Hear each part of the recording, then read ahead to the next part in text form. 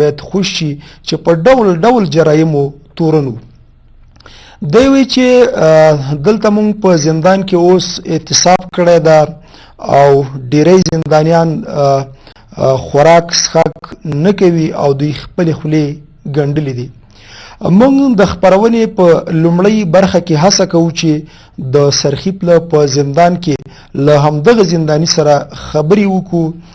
د نظر به هم راواخلو. زموږ هیله دا ده چې حکومتي چارواکي د دغه زنداني نظر واوري او د دوی ستونزې حل کړي. په همدې توګه په دغه خپرونه کې د ولسي جرګې د شکایتونو د کمیسیون یو تنغړی علاګل مجاهد هم را سره په خپرونه کې میلمه دی. له هغه سره به هم د زندانیانو په ستونزو خبرې اترې ولرو.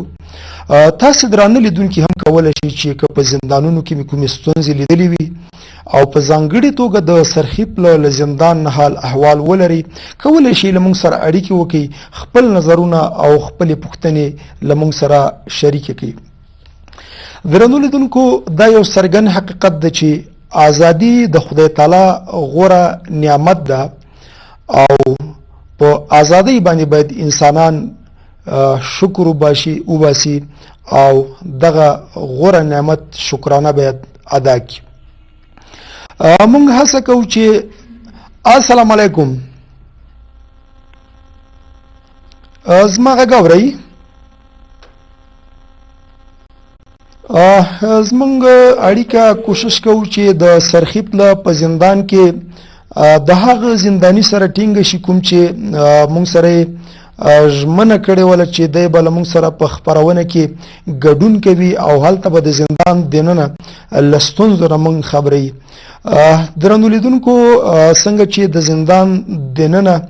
ډیری وخت ټلیفونونه هم نه پرېږدي، کیدلی شي هلته د انتن ستونزه هم موجوده وي. که زموږ اړیکه له دغه زنداني سره پرې کېږي نو موږ له تاسې بخښنه غواړو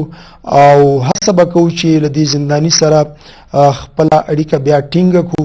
او د هغه خبرې واورو چې په زندان کې دوی کومې مهمې ستونزې لري او ولې حکومت نشي کولی چې د دوی ستونزې حل کړي. ګرانو لیدونکو، نو ما مخکې د ازادۍ په اړه خبرې کولې. د اساسي قانون په 23مه ماده کې وایي، البته 40مه ماده کې، چې ازادي د خدای تعالی غوره نعمت دی او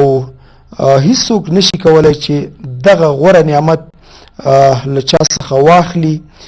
یعنی یو سړی پرته له معلوم جرم څخه زنداني کی. خو کله کې یو کس جرم کوي او د دریګونو محکمو له حکم نه وروسته دی په جزا محکومیږي، البته د حبس په جزا، نو دا بیا د قانون غوښتنه ده او دی باید په زندان کې دننه د حبس جزا تیره کړي. خو د محبسو او زندانونو قانون بیا په دې برخه کې ځانګړي شرایط لري او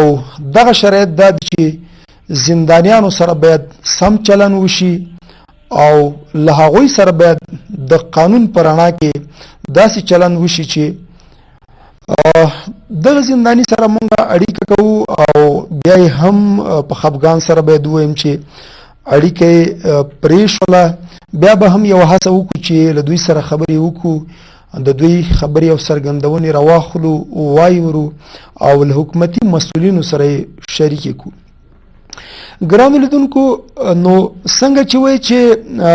ازادي د انسان طبیعي حق دی او هیڅوک نشي کولی چې دغه حق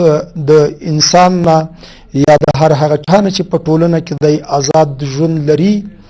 او دی د کوم ځانګړي جرم مرتکب نه وي ګرځېدلی، نو اساسي قانون په 40مه ماده کې وایي چې دی له دغه غوره نعمت څخه چې هغه ازادي ده دی محروم کېدلی نشي. ګرانو لیدونکو، څنګه چې زندانیان د زندان دننه د وضعیت نه ډیر شکایت کوي، هلته د مسؤلینو له چلن نه ډیر شکایت کوي. نو السلام علیکم، خپرونې ته ستړي مشئ. زموږ فکر کوم چې دغه زندانی بیا هم زمونږ غږ ناوري او دا چې هره ستونزه موجوده وي که زمونږ تخنیکي ملګري کولی شي چې دغه ستونزه حل کړي زه ترې هیله کوم چې دې برخه کې له موږ سره مرسته وکړي تر څو موږ په اسانۍ سره وکولی شو چې د سرخیپ له د زندان دننه له دغه زنداني سره لومړی خبرې وکړو او وروسته بیا موږ ولاړ شو او د نور حکومتي چارواکو یا د هغو درنو لیدونکو نظرونه هم راواخلو چې هغوی د زندانونو دننه څه لیدلي او په زندانونو کې د حالت په اړه زموږ درانه لیدونکي څه وایي او څه نظرونه لري. څنګه چې ما په دې خبرې کولې چې که څوک زنداني کېږي نو د زندانونو قانون بیا ورته ځانګړي شرایط ټاکلي دي او هغه شرایط دا دي چې مخکې موږ په قانوني لارې چارې خپرونه کې په دې ډېرې اوږدې خبرې کړي دي او په د زندانونو په قانون باندې موږ تر ډیره بریده رڼا اچولې ده نو کېدلی شي هغو درنو لیدونکو چې زموږ د قانوني لارې چارې خپرونې تعقیب کړي وي هغه یې لیدلي وي حتما به دوی هلته په دې پوه شوي وي چې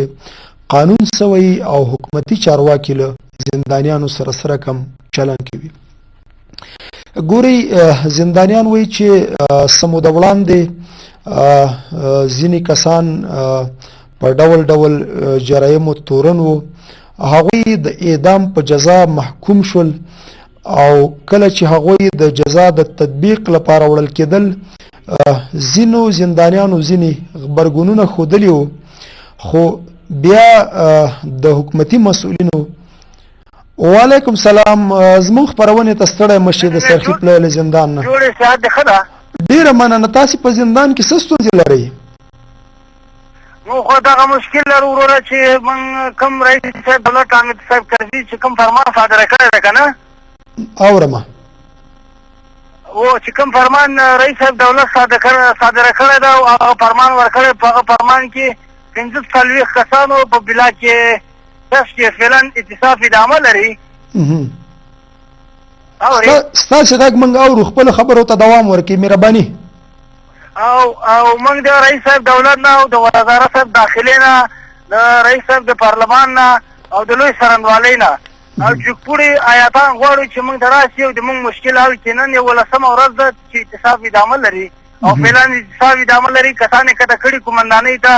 او قومندان د بلاک ورته وایي چې اعتصاب ماتوئ ماتې کوي که نه ماتوئ موږ په زور خپلپۍ ته لیږو او دا ظلمونه کېږي نو موږ به چا نه څه ګیله وکړو موږ د رئیس صاحب دولت نه غواړو چې یو جګپوړی د وزارت داخلې نه دا منطقه بررسي کړي. ولې تاسې د جمهور رئیس په فرمان کې راغلي یاستئ باید خوش شي تاسې ولې نه خوشي کوي؟ نو خو موږ قیدونه پوره شوي دي موږ قیدونه پوره دي هر اوس شل کاله تېر کړي دي او اوس هم نه خوشي کوي نن وایي نن کمیسیون راځي او سبا کمیسیون راځي او رشوت ښه پرېمانه خوري او ښه پرېمانه 100,000 100,000 50,000 افغانۍ دار بندي نه اخیستي دي همدغسې کړي 40-50 بندیان د هر ونې 10,000 روپۍ اخیستي. دا پیسې په کوم وخت کې اخیستې دي اوس چې کله تاسې په دغه فرمان کې راتللی دا پیسې درنه واخیستې؟ و دلته په نام د خوجه نومېږي او سایمن صاحب د په بلاکشاش کې او زمری نومېږي دا د کمیسیون لخوا ټاکل شوي او د رئیس محبس نه پټ کار کوي او رئیس محبس په دې جرام باندې نه ده خبر فعلا او رئیس محبس نه او د قومندان کډنګ نه پټ کار کوي او د کمیسیون سره لاس یو کړی ده رژیم سره او بس رشوت خوري او خلک له دې چې باسي. څه فکر کوئ په خپله اړه راته ووایاست چې تاسې نه څو روپۍ اخیستې دي؟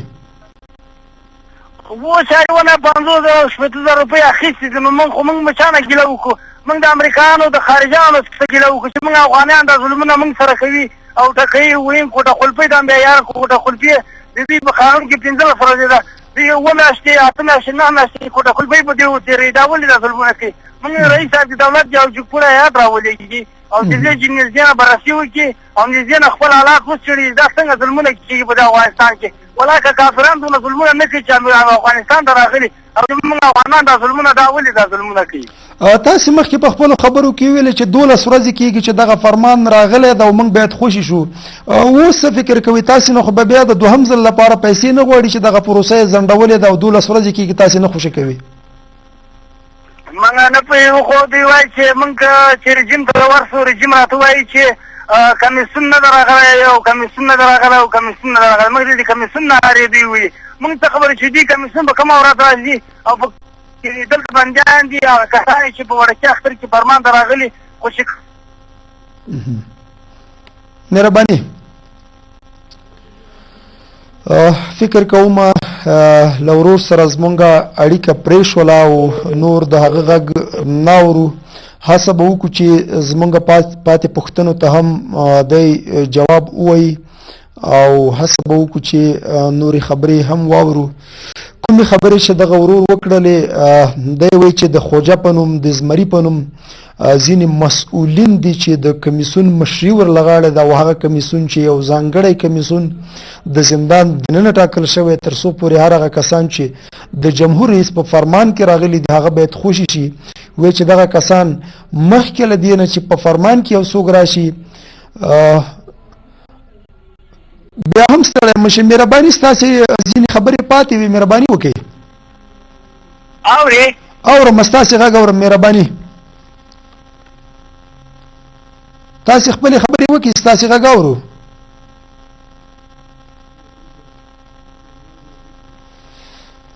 فکر کوم که ستونزه شتون لري ورور سره زموږ اړیکه په مسلسله توګه پرې کېږي او نشو کولی چې په اسانۍ سره د دوی غږ واورو او نورې پوښتنې ورسره مطرح کړو. د زندان دننه د حالت نه ترې وپوښتو چې کله دوی زنداني سو له هغې وخت نه تر اوسه پورې دوی سره د زندان مسؤلینو څه ډول چلن کړی و، هلته د قانون سره سم له دوی سره چلن کېده او که نه